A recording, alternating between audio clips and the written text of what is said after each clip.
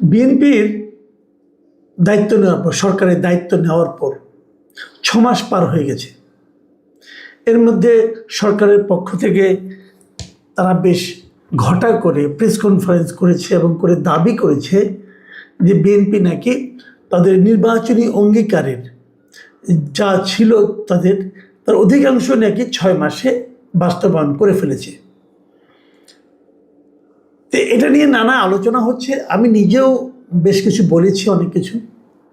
তো একটা বিষয় নিয়ে আমার কাছে মনে হয় যে আমি বিদ্যুৎ নিয়ে বলেছি, গ্যাস নিয়ে বলেছি, তারপরে স্বাস্থ্য খাত নিয়ে কথা বলেছি। আজকে আমি একটা বিষয় নিয়ে একটু কথা বলতে চাই, যেটা নাকি সমস্ত কিছুর সমস্যার মূলে রয়েছে। এই সমস্যাটা, সেটা হলো দলীয়করণ। সর্বস্তরে দলীয়করণটা কী পর্যায়ে স্থান পেয়েছে সেটা নিয়ে একটু কথা বলবো আমি। তার আগে আমি একটু রিজভী আহমেদ সাহেবের কথা বলতে চাই। এই রুহুল কবির রিজভী আহমেদ, উনি খুবই পাওয়ারফুল লোক। এখন জানি আবার বিএনপির স্থায়ী কমিটিরও সদস্য হয়েছেন উনি অতি সম্প্রতি। তিনি একটা কথা বলেছেন, তিনি বলেছেন যে বিএনপি তাদের এই প্রথম 6 মাসে সরকারের অধিকাংশ নির্বাচনী অঙ্গীকার ও কর্মসূচি বাস্তবায়ন করেছে। তো এই যে ওনারা কথাবার্তা বলেন, এই কথাবার্তাগুলো আমাদের সাধারণ মানুষ, জনগণ কি ভাবে, জনগণের যে ভাবনা, জনগণের যে মূল্যায়ন, তার সঙ্গে কতটুকু মেলে, এটা নিয়ে আমি একটা জরিপের কথা বলবো আজকে। আমার জরিপটা, আপনারা বলবেন যে আমার জরিপে সব বিরোধী লোকেরা এসে ভর করে, আমার যে জরিপ আজকে বাদ। আজকে আমি এই জরিপটা দিচ্ছি যুগান্তর থেকে। যুগান্তর পত্রিকায় একটা জরিপ করেছে রিসেন্টলি 16 তারিখে। সেখানে ওনারা এই প্রশ্নটাই করেছেন। ওনারা প্রশ্ন করেছেন যে বিএনপির স্থায়ী কমিটির সদস্য রুহুল কবির রিজভী বলেছেন 6 মাসে সরকারের অধিকাংশ নির্বাচনী অঙ্গীকার ও কর্মসূচি বাস্তবায়ন হয়েছে। আপনিও কি তাই মনে করেন? এই ছিল প্রশ্ন। হ্যাঁ বলেছে 13% মানুষ। মাত্র 13% লোক বলেছে যে তারা মনে করে অধিকাংশে বাস্তবায়ন করেছে। আর 85% মানুষ বলেছে যে না, তারা তাদের অঙ্গীকার বাস্তবায়ন করতে পারেনি। আর 1% মানুষ কোনো মন্তব্য করতে চায়নি। দেখুন, খেয়াল করে দেখুন, তার মানে উনি যেটা বলছেন, দেশের অধিকাংশ মানুষ, অন্ততপক্ষে যুগান্তরের যারা পাঠক, অধিকাংশ পাঠক এটাকে না বলেছে, যে তারা সেটা বাস্তবায়ন করতে পারেনি। তাহলে রুহুল কবির রিজভী সাহেবের কথা আমরা কতটুকু আস্থা রাখবো? দেখুন, আমি বলছিলাম দলীয়করণ নিয়ে কথা বলবো। এই কয়েকদিন আগে, 2 দিন আগে, এই দলীয়করণ নিয়ে একটা প্রশ্ন উঠেছিল। রুহুল কবির রিজভী সাহেব বলেছিলেন যে তারা কিছু কিছু ক্ষেত্রে দলের লোককে বসিয়েছেন, কারণ একটা দলীয় সরকার ক্ষমতায় এসেছে, তাদের দায়িত্ব দলীয় আদর্শের মাধ্যমে দেশটাকে গড়ে তোলার, যে কারণে এটা কোনো অন্যায় কাজ না, এটা হতেই পারে। তার মানে উনি দলীয়করণের পক্ষে সাফাই গিয়েছেন। আচ্ছা, আমার কথা হলো, হতে পারে আপনাদের এটা পলিসি হোক, আমার কোনো বক্তব্য নাই, আপনাদের পলিসি আপনারা বুঝবেন। কিন্তু আমার কথা হলো, যদি এটাই আপনাদের পলিসি হয়, তাহলে আপনাদের যে রাষ্ট্র সংস্কারের জন্য যে আপনাদের ঘোষিত 31 দফা এবং নির্বাচনের সময় আপনারা যে ইশতেহার ঘোষণা করেছেন, সেখানে আপনারা কী বলেছেন?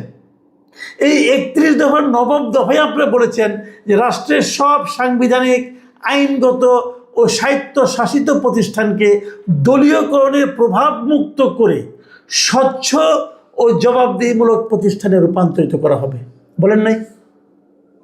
তো জনগণের কাছে যে অঙ্গীকার করেছেন আপনারা, লিখিত অঙ্গীকার, সে অঙ্গীকার অর্থহীন। দেখুন, এই যে এই কথাটা কিন্তু 2 দিন আগেও, মানে জাস্ট গত মঙ্গলবার, আপনাদের প্রধানমন্ত্রী, আমাদের প্রধানমন্ত্রী, বিএনপির নেতা, চেয়ারম্যান জনাব তারেক রহমান সাহেব, উনিও কিন্তু একই কথা বলেছেন যে মেধা ও দক্ষতার ভিত্তিতে জনবান্ধব প্রশাসন গড়ে তোলা হবে। সৎ ও দক্ষ কর্মকর্তাদের আরও বেশি কাজের সুযোগ দিতে চাই। তো এখানে কিন্তু উনি বলেন নাই যে দলীয় বিবেচনায় নিয়োগ দেওয়া হবে।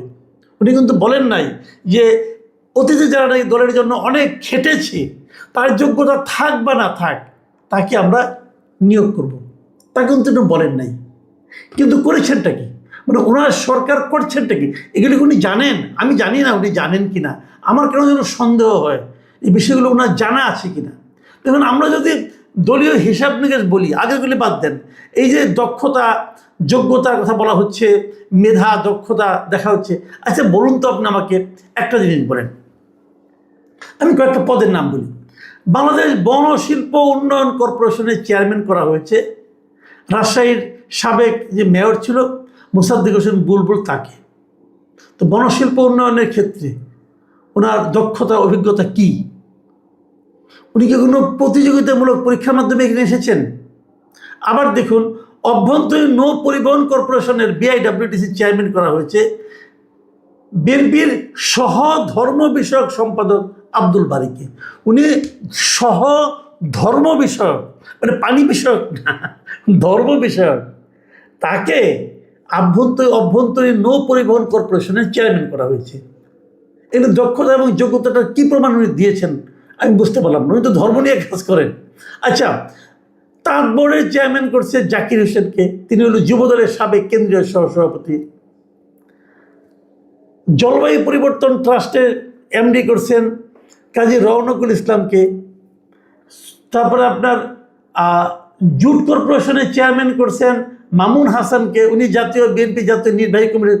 মানে এই যে বিষয়গুলো ভাই, এগুলি কিছুই না, এগুলো দলে বিভিন্ন সময় ভূমিকা রেখেছেন। এরকম 11 জনকে একই দিনে বিভিন্ন গুরুত্বপূর্ণ কর্পোরেশনে চেয়ারম্যান অথবা MD পদে নিয়োগ করা হয়েছে।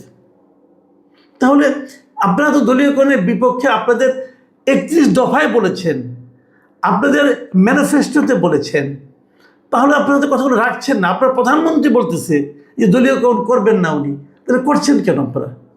দেখুন, একদম সরকার দায়িত্ব নেওয়ার পরেই 11টা সিটি কর্পোরেশনে প্রশাসক যারা ছিল তাদেরকে সরিয়ে, সরকারি প্রশাসক ছিল আগে, সাধারণত সেটাই থাকে, কোনো আপনার এই সময় সেক্রেটারি লেভেলে কারো প্রশাসক বানানো হয় যে খণ্ডকালীন সময়ের জন্য।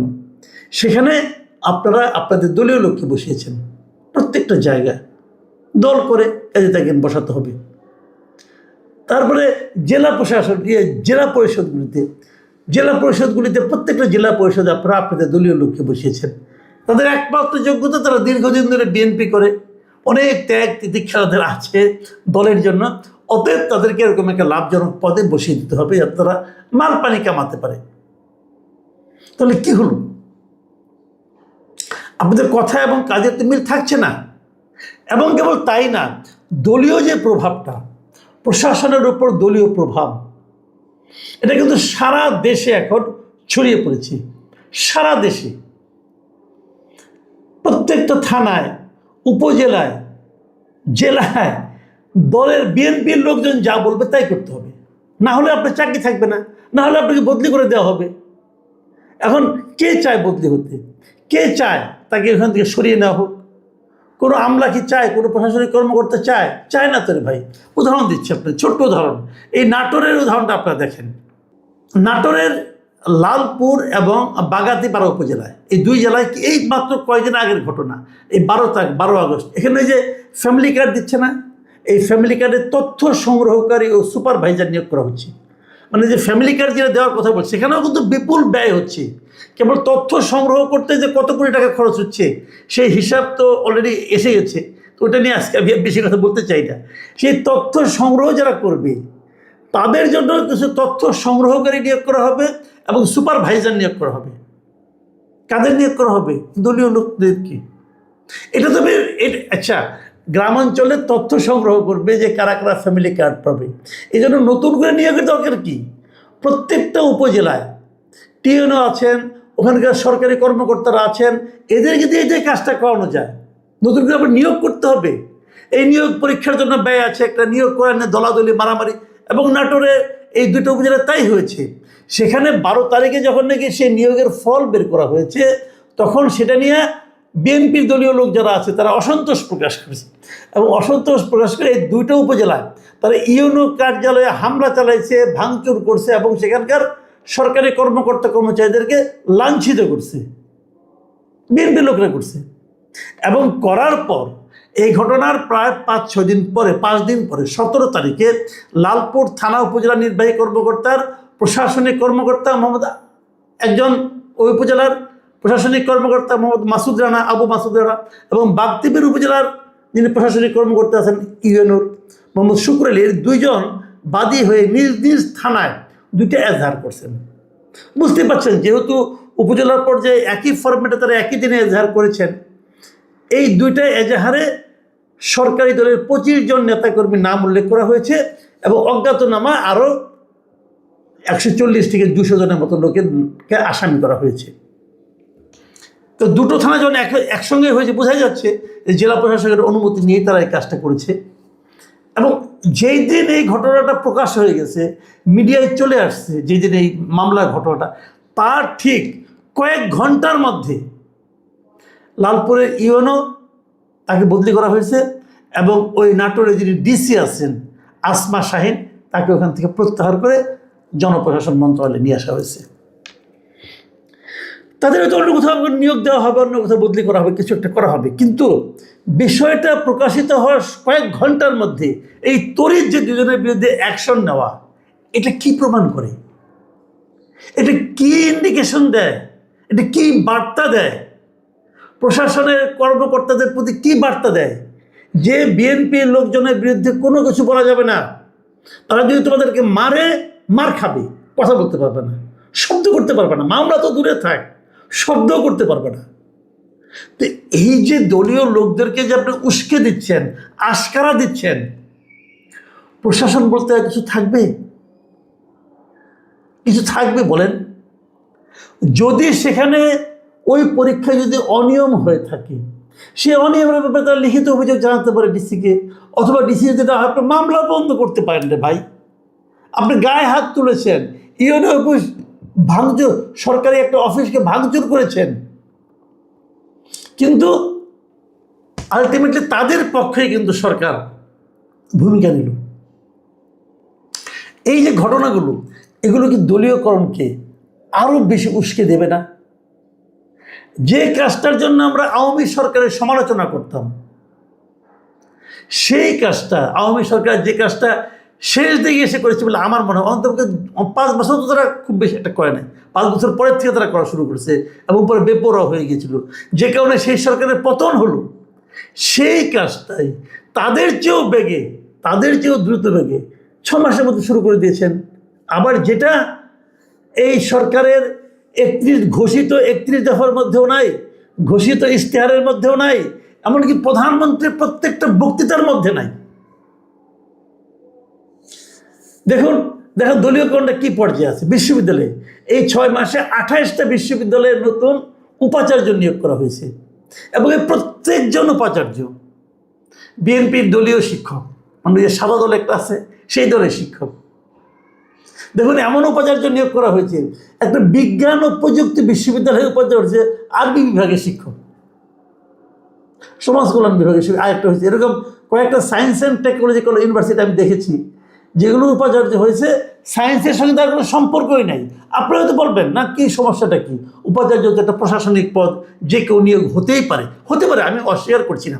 কিন্তু আমার কথা হলো কি, এটা যদি একটা আপনার সায়েন্স বিষয়ক এবং সায়েন্স এবং টেকনোলজি বিষয়ক বিশ্ববিদ্যালয় হয়, সায়েন্স এবং টেকনোলজি বিষয়ক শিক্ষকের অভাব আছে। ধরেন বিএনপি মনোভাবাপন্ন, ওকে, বিএনপি মনোভাবাপন্ন লোকের যে অভাব আছে,